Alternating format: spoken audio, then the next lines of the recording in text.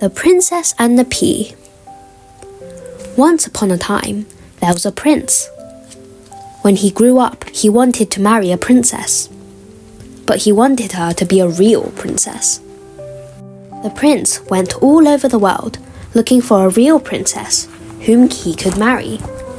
The prince met many princesses, but there was always something the matter with them. One was too tall, and another was too small. One was too sad, and another was too jolly.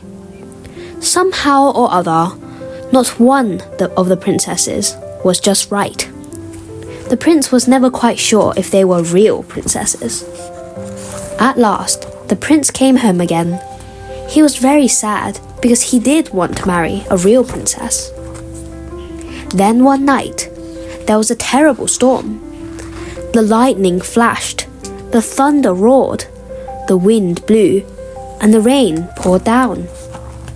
In the middle of the storm, there was a knock on the door of the castle. The old king went to open the door. There, standing outside in the pouring rain, was a lovely lady.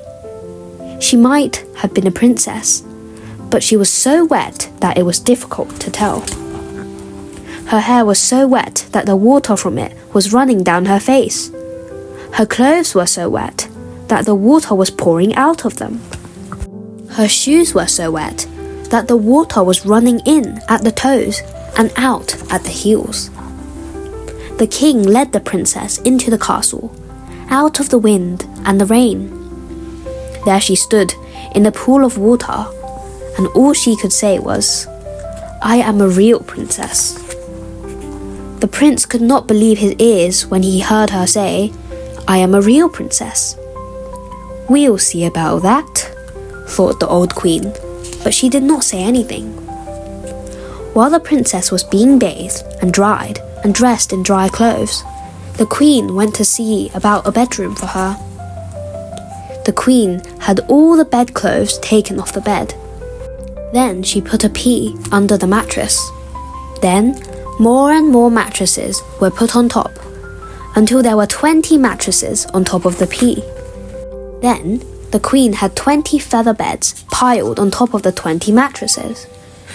"Now we shall find out if you are a real princess," said the queen to herself. When the princess was warmed and fed, the queen led her to the bedroom and tucked her into bed. In the morning, the old queen went to see the princess. "How did you sleep, my dear?" she asked her. "Dreadfully," replied the princess. "I hardly slept a wink all night." "What was the matter?" asked the old queen. "I do not know what was in the bed," replied the princess, "but there was something hard in it. Now I am black and blue all over."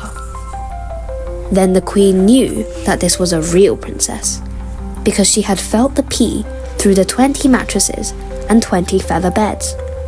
Only a real princess could be as tender as that. The prince was filled with joy when the old queen told him that they had indeed found a real princess.